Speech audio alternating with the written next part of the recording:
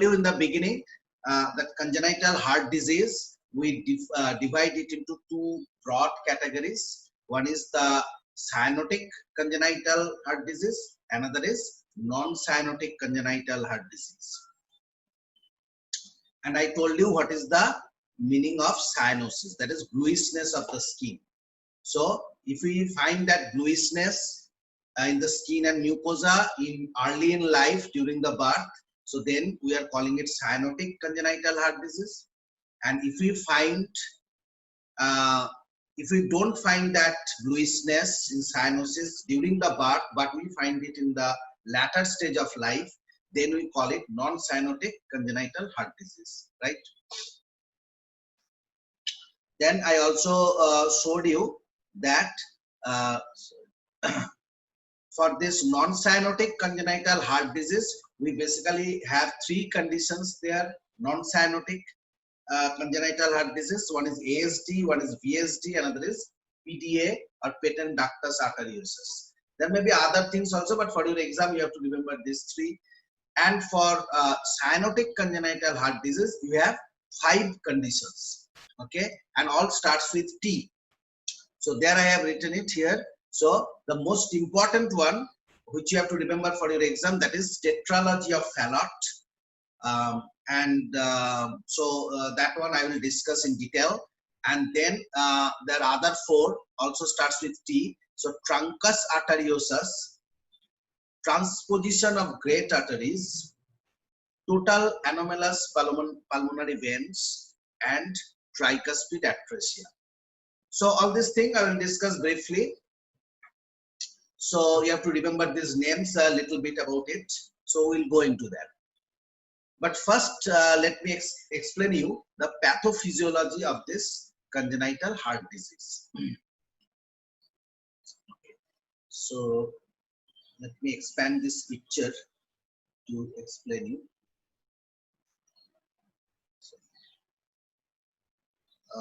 Okay. So if I start with the this non-cyanotic heart disease, congenital heart disease, and in that I will start with I will take the VSD as a prototype example to explain this. Now, see, normally in the heart, in which chamber the pressure is more? So there is a left chamber and there is a right chamber. So there is a left ventricle and right ventricle. So normally, in which ventricle the pressure is more? So normally it is left ventricle. Left ventricle. Yes. So normally it is left ventricle. It has more pressure than right ventricle. Now, if there is a hole in the septum, right? So the ventricular septal defect. What is it? So it is a hole in the septum. So if there is a hole, then the blood will flow through it from one chamber to another.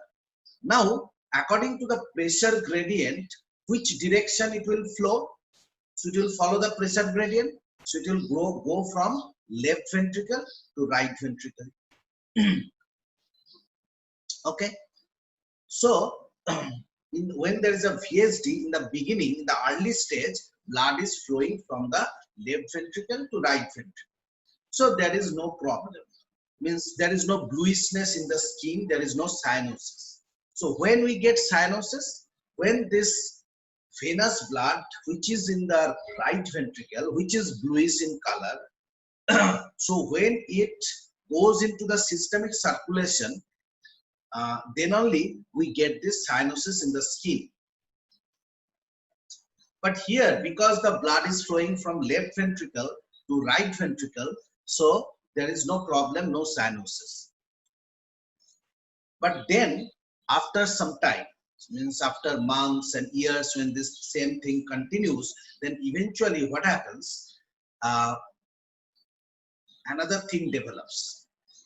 That is, from the right ventricle, this extra amount of blood, it is going to the pulmonary vasculature in the lung vessels in the lung, and eventually, in the course of time, the pressure in the lung vessels will increase, and that is called as pulmonary hypertension. So remember, it takes quite a long time, maybe in years, it takes years to develop. So when it develops pulmonary hypertension, so then there is a increased resistance in the lungs, and then there will be a back pressure effect to the right ventricle, right? So because of the back pressure effect from the lungs, because of developing pulmonary hypertension, so the right ventricular pressure will be increased. So now what will happen? Now right ventricular pressure is more than left ventricle. So now the blood will flow from which direction, which chamber to which chamber. So now the direction will be reversed. So now the blood will flow from right ventricle to left ventricle, right? So now what will happen? This is not good. Why?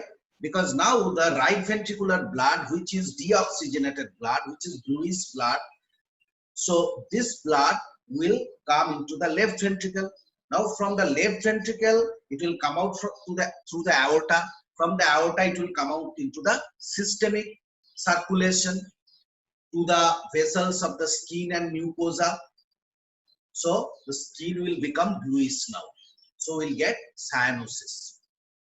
So now, once this direction is changed after the pulmonary hypertension, this flow of direction is changed. So then we are getting cyanosis. So this is called as reversal of shunt. See here I have written. So can you see it here? We'll make it a little bigger. See. So now we are getting. So in the beginning there was no cyanosis.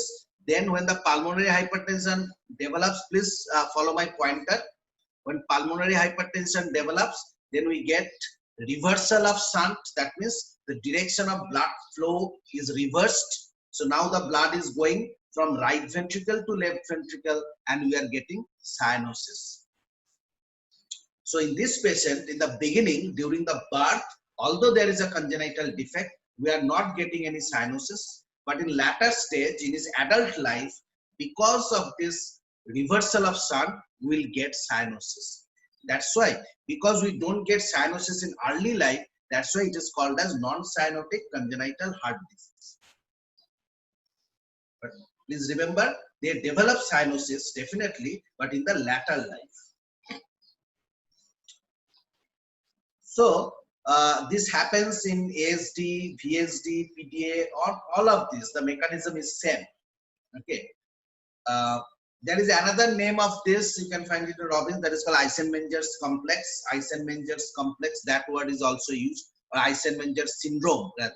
So Eisenmenger's syndrome is also a term which is used to indicate this reversal of shunt. Congenital heart disease. So now we'll talk about cyanotic congenital heart disease.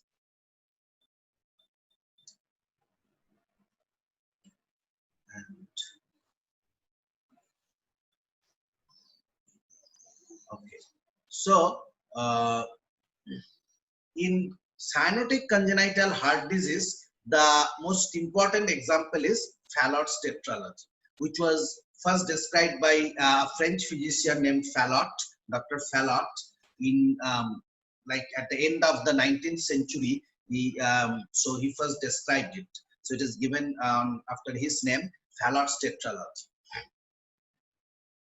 So in Fallot's tetralogy, what is happening? The details I will tell you later. But here, what's happening?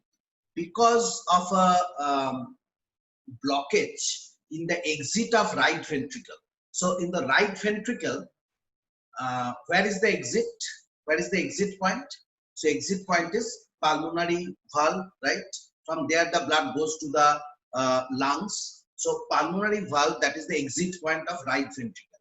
Now here, because of the developmental defect, the pulmonary valve is tight.